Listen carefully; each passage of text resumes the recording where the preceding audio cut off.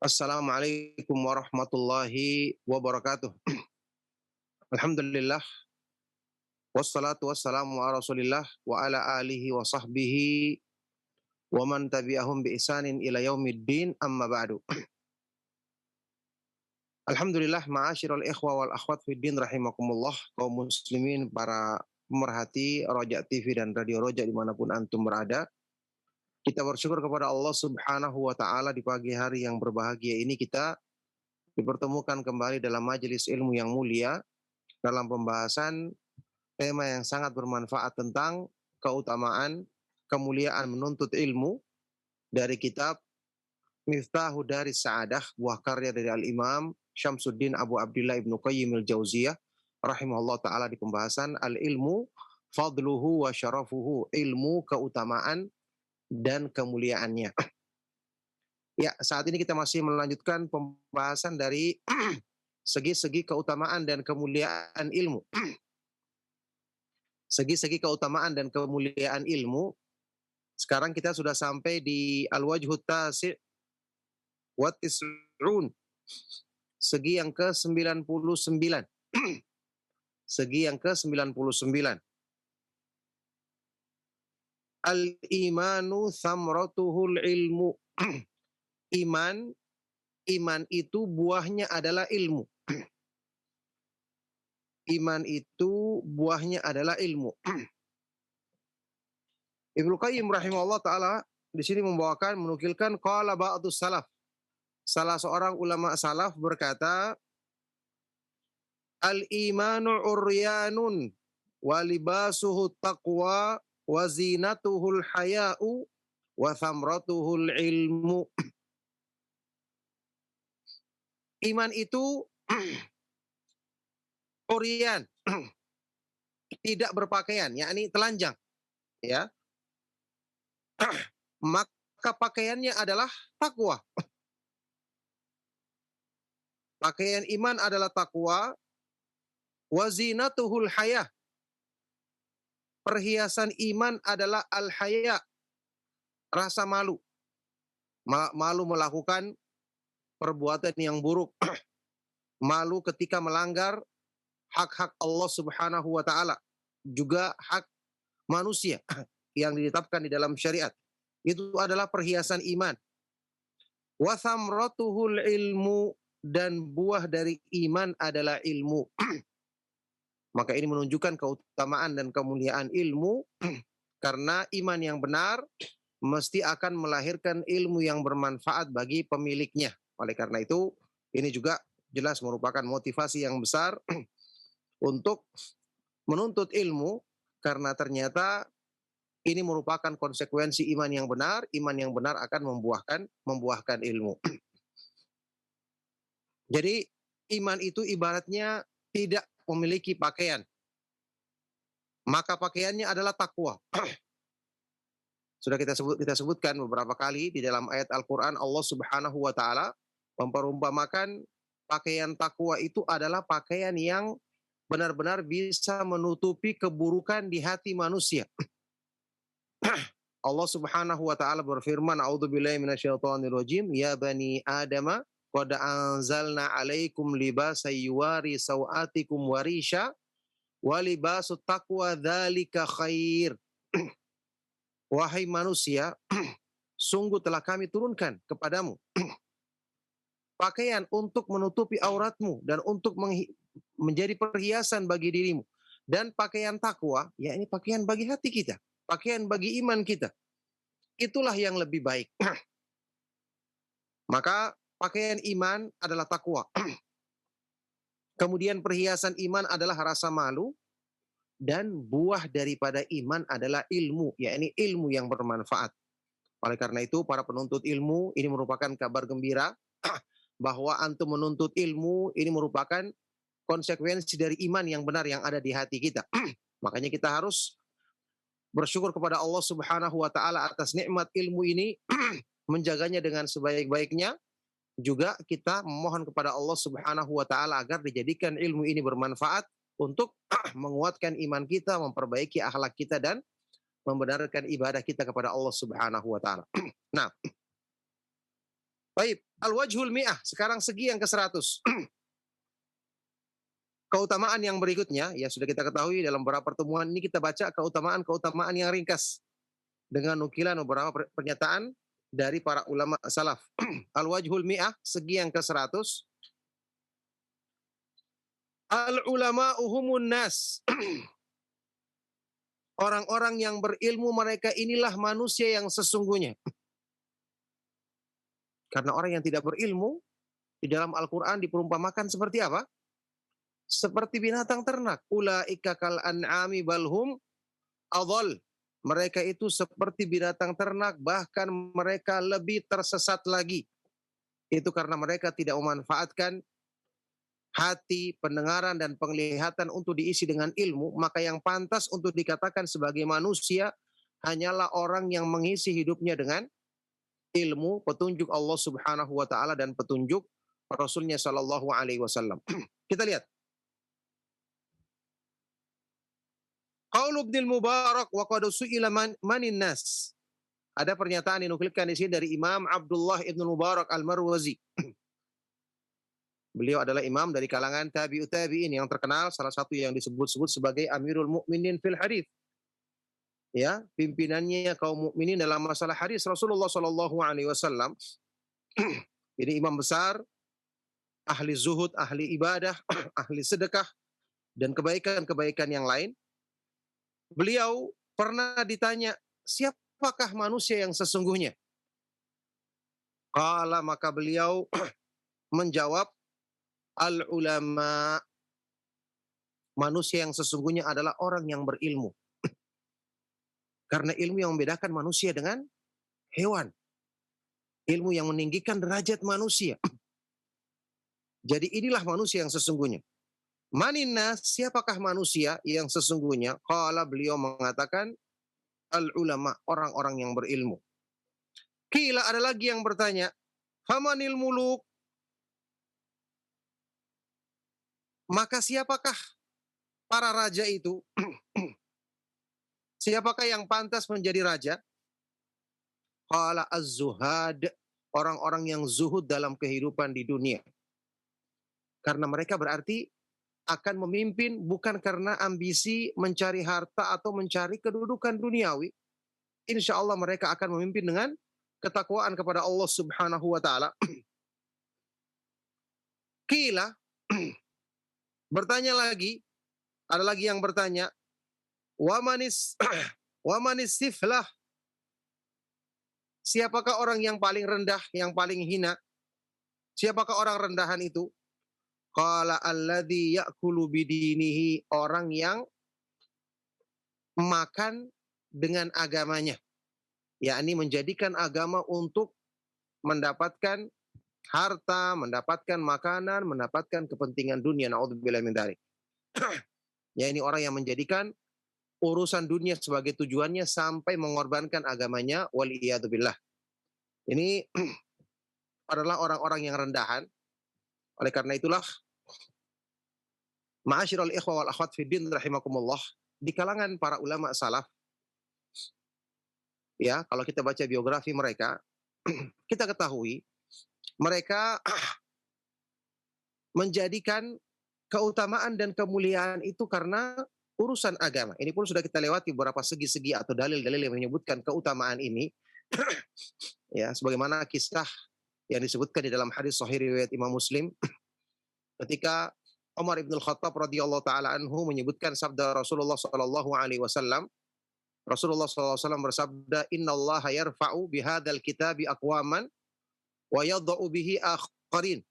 Sesungguhnya Allah Subhanahu wa taala akan meninggikan derajat beberapa kaum dengan kitab Al-Qur'an ini, ya, dengan ilmu agama, dan merendahkan derajat kaum-kaum yang lain dengan kitabullah, dengan Al-Qur'an. Yakni ketika mereka mempelajari Al-Qur'an ditinggikan derajatnya, ketika mereka tidak mempelajarinya maka direndahkan derajatnya oleh Allah Subhanahu wa taala.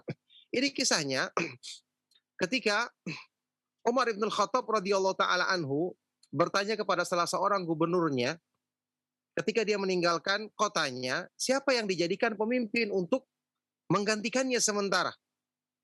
Maka gubernurnya ini menyebutkan seorang ulama ahli ilmi yang ahli zuhud, ahli ibadah. Maka Umar bertanya, kenapa kamu memilih dia untuk menjadi penggantimu sementara di kota yang kamu tinggalkan? Maka dia mengatakan karena dia orang yang berilmu, karena dia zuhud, karena dia ahli ibadah. Maka Umar ibn Khattab radhiyallahu taala anhu kemudian menyampaikan sabda Rasulullah Shallallahu alaihi wasallam dalam hadis sahih riwayat Imam Muslim tadi. Jadi mereka inilah yang pantas untuk menjadi al-muluk, raja yang sesungguhnya. Mereka inilah orang yang pantas untuk menjadi pemimpin yang sesungguhnya. Ya, makanya di antara kemuliaan ilmu, Allah Subhanahu wa taala jadikan ilmu yang bermanfaat itu akan mudah untuk menundukkan manusia, menjadikan manusia taat dari hatinya, beda dengan kekuasaan semata-mata. Jadi kalau kekuasaan itu kita akan mungkin saja orang yang punya kekuasaan atau kekuatan, punya senjata atau pengawal tentara bisa memaksa orang untuk mengikuti apa yang diperintahkannya. Tapi kita dapati kebanyakan dari orang-orang yang mengikutinya ini kemudian akan menyelisihinya di belakang. Ya, kalau bukan karena takut, mereka tidak akan nurut. Beda kalau orang yang berilmu, di belakang maupun di depannya dia akan nurut. Karena yang ditundukkan adalah hatinya. Yang ditundukkan adalah hatinya. Antum masih ingat, saya juga pernah nukilkan kisah yang disebutkan dalam biografi Imam Abdullah ibn Mubarak ketika beliau mengunjungi salah satu wilayah untuk menyampaikan ilmu di situ. Ketika beliau datang dan tersebar berita kunjungan beliau ke daerah tersebut, orang-orang langsung berlarian. Langsung berlarian untuk menuju majelis ilmunya. Orang yang lagi punya keperluan di pasar, ya, yang mengerti ilmu, yang mengetahui keutamaan ilmu, langsung berlarian sampai ada yang sendalnya berterbangan, tidak peduli lagi. Kemudian debu-debu berhamburan. Ketika itulah salah seorang istri dari khalifah yang ada saat itu, Harun ar-Rasyid, ya rahimahullah ta'ala, istrinya berkata, ada apa ini? Kenapa sampai seperti kekacauan, seperti perang? Ya, ini banyak debu, seperti ada sesuatu yang membuat orang berlarian. Maka pengawalnya mengatakan, alimun min Khurasan ja'ah. Ada seorang yang berilmu dari wilayah Khurasan yang datang berkunjung ke daerah ini. Maka ketika melihat ini kemudian perempuan tersebut mengatakan, hadza huwal mulku wallah. Inilah kekuasaan yang sesungguhnya. Inilah raja yang sesungguhnya demi Allah. Laisa kamulki Harun ar-Rasyid alladzi yajma'un nas alladzi la yajma'un nasa illa bisyuratin wa a'wan. Tidak seperti kekuasaannya para raja atau para khalifah yang hanya bisa mengumpulkan manusia dengan bantuan polisi dan bantuan para pengawal. Yakni mereka ini tidak perlu menggunakan senjata, tidak perlu menggunakan polisi untuk mengumpulkan orang. Orang-orang akan berkumpul dengan sendirinya untuk mendatangi mereka. Ini bagi orang-orang yang paham keutamaan dan kemuliaan agama. Makanya di kalangan para ulama salaf, ilmu demikian tinggi dan demikian mulia kedudukannya. Nah, baik. Lanjut, al-wajhul hadi wal mi'ah. Segi yang ke-101.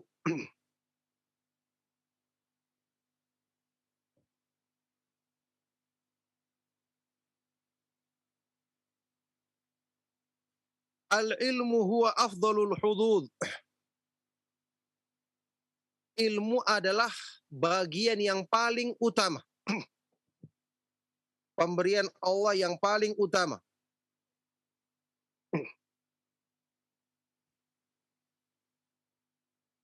Ibnu Qayyim rahimahullah ta'ala berkata, anna man adrakal ilma lam yadurrahu ma fatahu ba'da idrakihi. Bahwasanya seseorang yang telah mendapatkan ilmu, maka tidak akan merugikannya apapun yang luput darinya setelah itu. Ya, ini setelah dia dapatkan ilmu, apapun yang hilang darinya tidak lagi ada masalah. tidak akan merugikan dirinya. Idh huwa afdalul hududhi wal ataya. Karena ilmu adalah bagian yang paling utama dan pemberian karunia Allah yang paling agung. Sebaliknya, wa man fatahul ilmu lam yanfa'hu ma hasala lahu minal hudud. Orang yang luput darinya ilmu agama, maka pemberian apapun, bagian apapun yang didapatkannya setelah itu tidak akan bermanfaat. Kalau sudah kehilangan ilmu, dapat apapun selain itu, tidak akan ada lagi gunanya. Itu maksudnya. Bal yakunu wabalan alaihi wa sababan lihalakihi. Bahkan pemberian-pemberian yang didapatkannya selain ilmu, itu bisa menjadi wabal, bencana bagi dirinya, dan menjadi sebab bagi kebinasaannya. Jadi yang menentukan kebaikan yang ada pada diri kita, setelah taufik dari Allah Subhanahu wa taala adalah ilmu. Kita punya harta, ingin bermanfaat, maka jadikan ilmu sebagai pembimbingnya. Kita ingin hidup kita berkah, waktu kita berkah, kita ingin rumah kita baik, kita ingin kehidupan kita penuh dengan manfaat, maka harus ilmu yang menjadi pondasi atau penuntunnya. Ya, adapun orang yang kehilangan ilmu, apapun yang dimilikinya itu akan justru menjadi malapetaka bagi dirinya. Allah Subhanahu wa taala berfirman, "Yu'til hikmata may yasha' wa may yu'tal hikmata faqad utiya khairan katsira." Allah Subhanahu wa taala memberikan pengetahuan ilmu agama kepada siapa yang dikehendakinya, dan barang siapa yang diberikan kepadanya ilmu atau hikmah, yakni ilmu agama, maka berarti telah diberikan kepadanya khairan katsira, kebaikan yang sangat banyak, kebaikan yang sangat berlimpah. Masya Allah, ini jelas ya, menggambarkan bagaimana agungnya dan mulianya kedudukan ilmu menjadi penentu kebaikan dalam semua urusan manusia dan menjadi sebab manfaatnya semua yang dimiliki oleh manusia setelah dia memiliki ilmu tersebut. Sebaliknya, kalau dia tidak memiliki ilmu, maka tidak ada hal yang bermanfaat bagi dirinya. Na'udzubillahi min dzalik. Nah, wa fi hadza qala ba'dus salaf, dalam hal ini salah seorang ulama salaf berkata, ayu syai'in adraka man fatahul ilmu.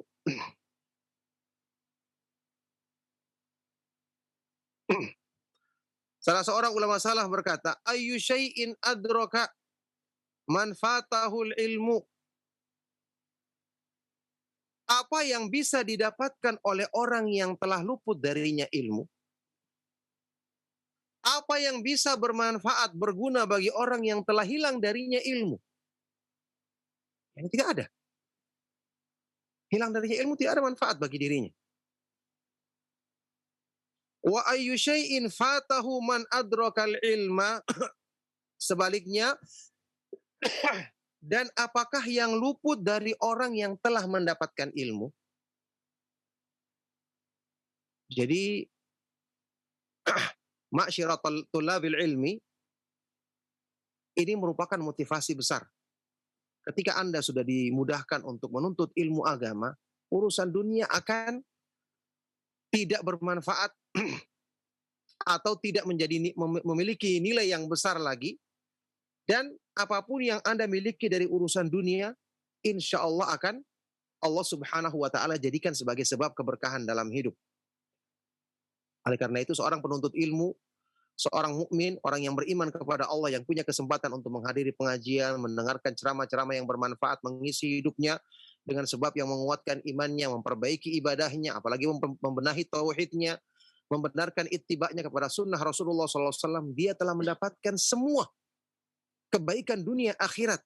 Maka ya, tidak ada lagi yang luput dari dirinya, harusnya tidak ada lagi yang merisaukan dirinya ketika ada yang kurang dari urusan-urusan dunianya.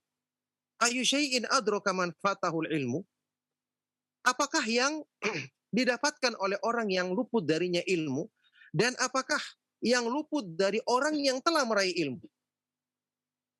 Ini seandainya kita renungkan pernyataan ulama salaf ini, maka kita akan dapati nikmat terbesar yang Allah Subhanahu wa taala karuniakan kepada kita adalah nikmat agama. Oleh karena itu, orang yang paling paham agama berarti dia telah mendapatkan semua nikmat besar yang Allah Subhanahu wa taala turunkan turunkan kepada manusia. Makanya ini juga menjadi pelajaran penting bagi kita semua, menjadi motivasi untuk kita bersemangat bersemangat dalam menuntut ilmu. Barakallahu fikum.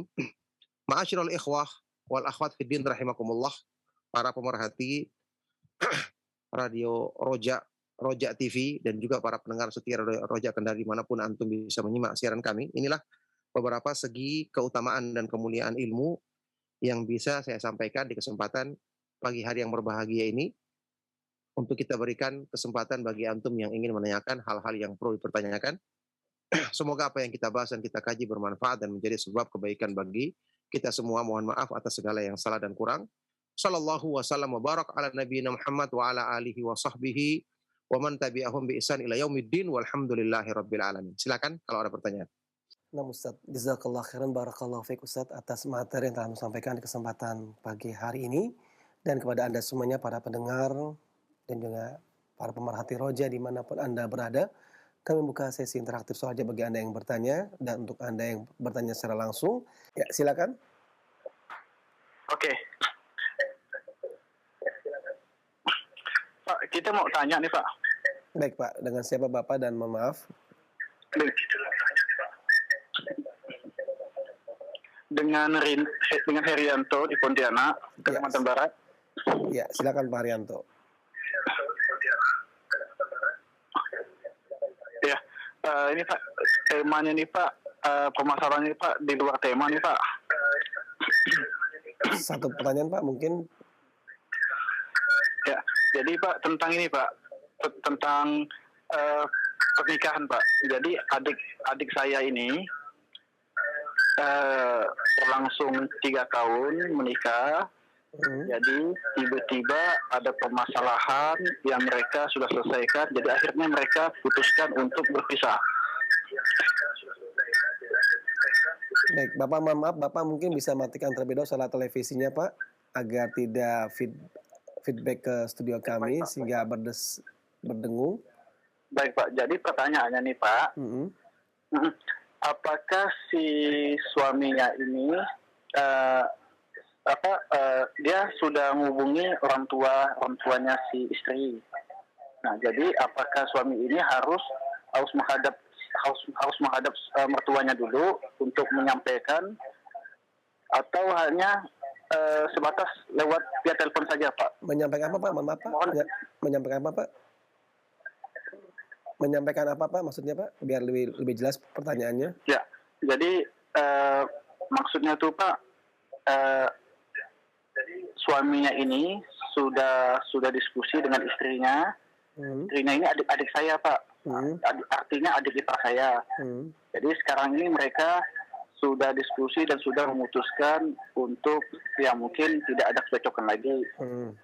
Nah, tapi si suami ini sudah nelpon orang tua saya, artinya sudah nelpon mertuanya dan sudah menyampaikan bahwa tidak kecocokannya tersebut. Nah, jadi pertanyaan saya nih Pak, apakah suaminya ini datang ke rumah orang tua saya untuk menghadap orang tua saya lalu menyampaikannya cerita? Baik Pak. Seperti itu Pak. Ya, baik. Mohon pencerahannya Pak. Ya baik Pak. Terima kasih Pak sudah kami datang pertanyaannya, dan kepada Ustaz kami silakan menjawab. Silakan Ustaz. Ya, barakallahu fikum. Pertanyaan yang sangat baik sekali dari Bapak yang ada di Pontianak ya. Semoga Allah Subhanahu wa taala senantiasa melimpahkan kebaikan kepada beliau dan kepada keluarganya. Ya. Mengenai masalah yang ditanyakan tadi, ya, untuk secara hukum syar'inya, jika suami telah mentalak istrinya, ya, menyatakan talak atau berpisah dengan istrinya, bercerai dengan istrinya, maka ini sudah sah kalau suami mengucapkannya dengan lafaz yang jelas begitu ya, yang jelas, yang tidak mengandung kemungkinan makna lain, itu sudah cukup ya. Tentu saat ini pemerintah kita juga ya ada aturan hukum untuk misalnya menyelesaikannya lewat pengadilan agama, maka ini juga adalah perkara yang baik karena ini juga menyangkut hal-hal yang mengandung kemaslahatan, maka ditempuh cara perceraian yang syar'i ini, yang resmi dari pemerintah ini, supaya akan memudahkan nanti urusan-urusan yang setelah itu. Nah, mengenai pertanyaan apakah setelah sang suami menceraikan istrinya, dia sudah sampaikan kepada mertuanya atau keluarga istri lewat telepon, apakah dia perlu menemui mereka secara langsung, maka memang ini tidak wajib, tapi termasuk pergaulan yang baik. Termasuk pergaulan yang baik. Ya, kita kan diperintahkan bagi suami itu wa'ashiruhunna bil ma'ruf, pergaulilah istrimu dengan cara yang baik. Kemudian secara umum juga kita diperintahkan memperlakukan orang lain sebagaimana kita suka diperlakukan seperti itu. Kata Rasulullah Shallallahu Alaihi Wasallam dalam hadis Sahih riwayat Imam Al Bukhari dan Muslim, la yu'minu ahadukum hatta yuhibba li akhihi ma yuhibbu li nafsihi. Tidaklah beriman salah seorang di antara kamu sampai dia mencintai kebaikan untuk saudaranya sebagaimana dia mencintai kebaikan untuk dirinya sendiri. Kalau kita merasa kita senang ketika masalah seperti ini disampaikan langsung ke kita, sebagaimana waktu awal dia melamar istrinya dengan baik-baik, dia datang dengan keluarganya, dia datang meminta dengan baik-baik, maka alangkah baiknya ketika dia kembalikan juga datang dengan baik-baik, disampaikan dengan baik-baik, maka tentu ini lebih afdol dan lebih utama meskipun tidak wajib, ya, tidak wajib hukumnya, tapi ini termasuk hal yang sangat ditekankan di dalam Islam, apalagi supaya nanti menjaga hubungan yang baik meskipun sudah terjadi perceraian, ya, apalagi nanti kalau ada hubungannya dengan anak-anaknya misalnya setelah itu, kalau tentu diakhiri dengan cara yang tidak baik nanti akan kesulitan nanti berhubungan dengan masalah bagaimana mengasuh anak setelah itu atau tetap berbuat baik kepada anak-anak yang ditinggalkan. Nah, barakallahu fikum. Nah Ustaz Taufik Barakallah, jazakallah khairan atas jawaban yang telah sampaikan Ustaz. Dan demikian jawaban Pak Henry di Pontianak. Dan untuk pertanyaan berikutnya Ustaz, kita angkat pertanyaan melalui pesan singkat dari seorang pemerhati roja di Bogor Ustaz. Apa sebab sudah mempelajari ilmu bahkan mempelajari akidah tapi masih kalah dengan hawa nafsu Ustaz? Mengapa hal tersebut bisa terjadi Ustaz? Mohon Ustaz berikan nasihatnya, barakallahu fikum. Silakan Ustaz. Iya, barakallahu fikum. Pertanyaan bermanfaat sekali dari beliau yang ada di Bogor ya. Semoga Allah Subhanahu wa taala senantiasa melimpahkan rahmat dan kebaikannya kepada beliau, keluarga dan juga kepada kita semua. Iya. Ini jelas merupakan godaan karena pastinya syaitan akan berusaha menghalangi kita dari manfaat ilmu. Maka kita harus selalu mohon pertolongan kepada Allah, berdoa agar dianugerahkan ilmu yang bermanfaat. Dianugerahkan kemudahan untuk menundukkan hawa nafsu kita di jalan Allah Subhanahu wa taala. Kita ingat di dalam hadis sahih riwayat Imam Muslim, Rasulullah SAW pernah menyebutkan hal ini, menggabungkan di dalam sebuah doa beliau. Ini juga termasuk doa yang baik untuk sering kita ucapkan. Ya, dalam sebuah doa yang panjang di antaranya di akhirnya Nabi SAW menyebutkan Allahumma inni a'udzubika min ilmin la yanfa'u wa min qalbin la yakhsha'u wa min nafsin la tashba'u wa min da'watin la yustajabu laha. Ya Allah, aku berlindung kepadamu dari ilmu yang tidak bermanfaat, dari hati yang tidak pernah khusyuk, tidak pernah tunduk, dari nafsu yang tidak pernah terpuaskan, yakni yang susah ditundukkan, dan doa yang tidak dikabulkan. Sebagian dari para ulama menjelaskan bahwa apa yang disebutkan di awal di sini, ilmu yang tidak bermanfaat, ini menyebabkan 3 yang disebutkan berikutnya. Jadi termasuk hati yang tidak khusyuk, doa yang tidak dikabulkan, dan nafsu yang susah ditundukkan, ini adalah karena ilmu yang tidak bermanfaat. Makanya kita perlu koreksi ilmu kita. Kita perlu selalu berdoa kepada Allah agar dihalangi dari niat-niat yang menyimpang dalam menuntut ilmu. Kita perlu benahi cara menuntut ilmu kita karena menuntut ilmu adalah ibadah. Jadi jangan sampai kita melakukan hal yang menyimpang dari petunjuk Rasulullah SAW dan para ulama salaf dalam menuntut ilmu agar kita dapatkan hasil yang maksimal dalam menuntut ilmu tersebut. Nah, semoga Allah mudahkan. Barakallahu fikum. Nah Ustaz Taufik Barakallah, jazakallah khairan atas jawaban yang telah disampaikan Ustaz. Kota Islam azani Allah wa iyyakum. Untuk berikutnya kami angkat pertanyaan melalui telepon. Naam, silakan. Assalamualaikum Ustaz. Waalaikumsalam warahmatullahi wabarakatuh. Dengan siapa Bapak dan berada di mana? Saya Bayu dari Basura City. Semoga Ustaz dirahmati Allah Subhanahu wa taala. Amin. Silakan Pak pertanyaannya Pak. Saya mau bertanya urutan akad nikah, acara akad nikah itu yang syar'i seperti apa ya Ustaz ya? Apakah pengajian, kemudian nasihat perkawinan dan sebagainya? Bagaimana Ustaz? Baik. Mungkin Ustaz bisa menerangkannya secara. Ya, terima kasih Pak Bayu. Pertanyaannya. Waalaikumsalam warahmatullahi wabarakatuh. Kepada Ustaz kami persilakan. Iya, barakallahu fikum. Pertanyaan bermanfaat sekali dari beliau tadi. Semoga Allah Subhanahu wa taala senantiasa melimpahkan rahmat dan kebaikan kepada beliau, keluarga dan juga kepada kita semua. Ya, sebenarnya untuk acara akad nikah yang sah itu yang sudah kita ketahui ya, dengan adanya wali, kemudian saksi, 2 saksi di sini, Ya, Rasulullah SAW bersabda, la nikah illa biwaliyin wa syahidai adlin. Tidak ada nikah kecuali dengan adanya wali dan dua saksi yang adil. Ya, kemudian kedua mempelai ada lafaz apa ini, menikahkan, ada lafaz akad, ya. Misalnya zawwajtuka atau angkahtuka atau aku menikahkan kamu. Maka ini sudah cukup. Itu yang dituntut. Adapun dalam sunnah Rasulullah SAW ketika beliau uh, melangsungkan hal yang seperti ini, yang ada hanya beliau menyampaikan khutbatul hajah saja. Pembukaan khutbah yang seperti yang sering kita sampaikan di awal kajian, innal hamdalillah dan seterusnya. Setelah selesai kemudian langsung diakadkan. Ya, diakadkan oleh walinya atau misalnya dia wakilkan kepada orang lain, maka cukup dengan itu maka sudah sah akad nikah tersebut. Adapun nasihat pernikahan kalau ingin disampaikan, setelah itu sebagai nasihat saja, setelah selesai akad nikah kemudian disampaikan nasihat untuk kedua mempelai.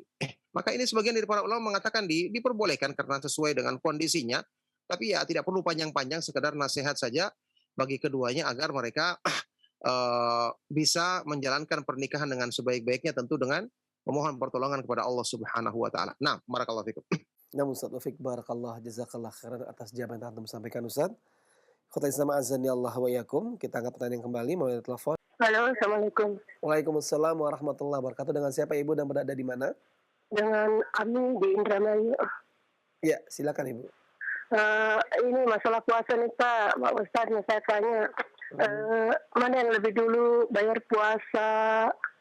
Kan kemarin bulan puasa kemarin punya utang nih 2 minggu 8 hari. Jadi puasa Syawal dulu atau bayar dulu? Karena setelah hari raya itu halangan Pak. Gimana yang lebih penting, yang mana? Ya, baik, terima kasih Ibu. Terima kasih jawabannya Pak Ustadz. Assalamualaikum warahmatullahi wabarakatuh. Waalaikumsalam warahmatullahi wabarakatuh. Dan kepada Ustadz kami persilakan untuk menjawab. Silakan Ustadz. Ya, barakallahu fiik, pertanyaan bermanfaat dari Ibu ya. Semoga Allah Subhanahu wa taala senantiasa melimpahkan kebaikannya kepada beliau dan kepada kita semua. Mengenai masalah puasa sunnah di bulan Syawal, hadisnya kan jelas ya. Rasulullah SAW bersabda dalam Sahih Muslim, man shoma Ramadan thumma atba'ahu bi shaumi sittatin min Syawal kana lahu kasiyamid dahr. Barang siapa yang berpuasa di bulan Ramadan kemudian dia mengikutkannya bernilai seperti puasa sepanjang tahun bagi dirinya. Ya, hitungannya karena al-hasanatu bi asyri amthaliha, kata Rasulullah SAW, satu kebaikan dilipat gandakan menjadi 10, satu bulan penuh Ramadan menjadi 10 bulan, kemudian 6 hari bulan Syawal dikali 10 menjadi 60 hari, berarti 2 bulan, makanya genap menjadi 12 bulan. Ya, banyak dari para ulama yang memahami dari hadis ini seperti Syekh Ibnu Utsaimin rahimahullah taala, kemudian salah seorang ulama besar kita ya, ahli fikih di Madinah, Syekh Sulaiman Ar-Ruhaili hafizahullah taala. Mereka mengatakan hadis ini jelas menyebutkan keutamaan tadi didapatkan bagi orang yang menyempurnakan dulu puasa Ramadannya, karena Rasulullah SAW bersabda, barang siapa yang telah berpuasa Ramadan, yakni menyempurnakannya, berarti yang punya utang dibayar dulu. Yang punya utang dibayar dulu, dan juga memang haknya yang wajib harusnya didahulukan. Sekarang banyak orang yang misalnya berlomba-lomba ingin melaksanakan puasa Syawal. Dia dahulukan. Setelah itu, untuk kewajibannya dia tunda-tunda, nanti sampai lama baru dia tunaikan. Kan tidak pantas yang seperti ini. Yang wajib itu harus didahulukan. Ya, wajib ini adalah utang kita yang akan dimintai pertanggungjawaban seandainya kita luput. Misalnya, kalau dia menunda-nunda, ternyata akhirnya menjadikan dia, ya tanpa udzur tentu saja, menjadikan dia tidak bisa membayarnya, kemudian dia ajalnya dicabut oleh Allah Subhanahu wa taala, padahal dia ada waktu, kenapa dia lalaikan? Maka harusnya ya dia bersegera untuk menunaikan kewajiban tersebut. Ada orang yang sebagian salah memahami, ya, seperti yang diterangkan oleh Syekh Al-Albani rahimahullah taala tentang ucapan Aisyah radhiyallahu taala anha bahwa dia membayar utangnya sampai di bulan Sya'ban di tahun berikutnya. Padahal lafaz dari ucapan Aisyah ini riwayat yang sahih. Dia mengatakan, aku tidak mampu, fama astati'u, aku tidak mampu untuk membayar utangku kecuali di bulan Sya'ban. Ada kata-kata tidak mampu, berarti ada udzur bagi beliau. Ada penghalang. Bukan karena beliau sengaja atau bermudah-mudah, tidak. Jadi jangan kita salah memahami hadis tersebut. Ini seperti keterangan Syekh Al-Albani rahimahullah ta'ala. Harusnya yang namanya kewajiban itu kita berusaha tunaikan dengan segera. Karena ini adalah tanggungan kita di hadapan Allah Subhanahu wa taala yang akan menjadi sebab keburukan kalau seandainya kita tidak laksanakan padahal kita ada waktu untuk bisa menunaikannya. Adapun puasa sunnah jelas ada keutamaannya, tapi keutamaan tersebut harusnya kita lihat bagaimana Rasulullah Shallallahu Alaihi Wasallam seperti dalam puasa 6 hari di bulan Syawal ini menggandakannya dengan menyempurnakan puasa Ramadan sebelumnya. Baik, barakallahu fikum. Untuk jawaban yang tadi sebelumnya dari Bapak yang bertanya sebelumnya tadi tentang masalah akad nikah, ya saya tidak sebutkan tadi masalah keharusan adanya ijab qabul, ya, mengucapkan aku menikahkanmu, kemudian yang laki-laki menjawab aku terima. Karena ini sebagian dari para ulama seperti ada penjelasan di dalam kitab Fathul Bari berdalil dengan hadis Rasulullah Shallallahu Alaihi Wasallam. Beliau cukup mengatakan aku menikahkan kamu sudah selesai, padahal orang tersebut tidak menjawab. Yakni selama tidak ada penolakan, meskipun dia tidak mengatakan aku terima, sudah ada isyarat bahwa dia menerima, maka itu sudah mencukupi. Rasulullah SAW pernah menikahkan seorang sahabat, ya, dengan mengatakan qad zawwajtukaha, aku telah menikahkan kamu dengan perempuan ini. Sahabat ini tidak menjawab, tapi dia tidak ada ciri-ciri penolakan. Maka meskipun dia tidak menjawab, maka cukup dengan adanya ijab, dikatakan aku menikahkan kamu, itu sudah cukup. Kalau dijawab dengan aku terima, maka juga jelas, tentu ini lebih jelas lagi, tapi ini tidak menjadi keharusan untuk dia menjawabnya. Ya, apalagi sekarang kan kita sering saksikan ketika akad nikah itu disuruh ulangi, dia menyebutkan aku terima nikahnya fulana binti fulana dengan mahar ini, sampai kalau lupa diulang kembali. Makanya tidak perlu yang seperti ini. Cukup dengan dia mengatakan saja aku terima, sudah cukup. Bahkan tanpa dia menjawab pun, hanya sekedar dia menunjukkan isyarat tidak menolak, maka ini sudah dinyatakan sah akad nikah tersebut. Nah, barakallahu fikum. Nah, Ustaz Taufik, barakallah, jazakallah khair atas apa yang telah sampaikan Ustaz, dan ikhwatal Islam azani Allah wa iyyakum. Kembali kami angkat pertanyaan melalui telepon. Assalamualaikum. Waalaikumsalam warahmatullahi wabarakatuh. Dengan siapa Bapak dan berada di mana? Dengan Abu Naya di Jakarta. Abu Naya, silakan Abu Naya. Gini Ustaz, mau memperjelas saja sebagaimana yang sumber-sumber yang sudah ada kan, kita harus mendahulukan adab daripada ilmu gitu ya Ustaz. Bahkan banyak para salaf juga mempelajari adab itu hampir puluhan tahun gitu Ustaz. Yang ingin tanyakan untuk mekanismenya itu seperti apa ya Ustaz ya, antara mempelajari adab dulu baru ilmu. Itu aja mungkin Ustaz. Assalamualaikum warahmatullahi wabarakatuh. Waalaikumsalam warahmatullahi wabarakatuh. Terima kasih banyak, dan kepada Ustadz kami persilakan tanggung jawab. Silakan Ustadz. Tentang ucapan dari para ulama salaf mempelajari adab dulu sebelum mempelajari ilmu, ini jangan disalahpahami. Sekarang mempelajari adab itu dengan apa? Kan dengan ilmu. Kata-kata mempelajari adab sebelum menuntut ilmu, maksudnya apa? Jangan dianggap bahwa berarti kita tidak perlu belajar dulu, tidak perlu ngaji dulu. Kan salah, karena mempelajari adab juga dengan ilmu. Maksudnya sebelum kita mendalami ilmu, sebelum kita menghafalnya atau menjadikan diri kita dalam menuntut ilmu, menghafal sana sini, kita harus pelajari dulu adab-adab dalam menuntut ilmu. Bagaimana kita memuliakan guru kita, bagaimana kita memanfaatkan waktu kita. Ya tentu yang paling pertama kali adab dengan Allah, ini ikhlas, memperbaiki cara kita menuntut ilmu, nanti kemudian memperbaiki niat kita, memperbaiki sikap rendah diri kita agar waktu kita memiliki ilmu tidak menjadi sombong dan seterusnya. Itu maksudnya. Dan ini pun juga dengan ilmu. Bukan di sini ada pemisahan antara belajar adab dan belajar ilmu agama, karena bagaimana mungkin kita bisa belajar adab kalau bukan dengan ilmu. Adapun kita pelajari kan adabnya siapa?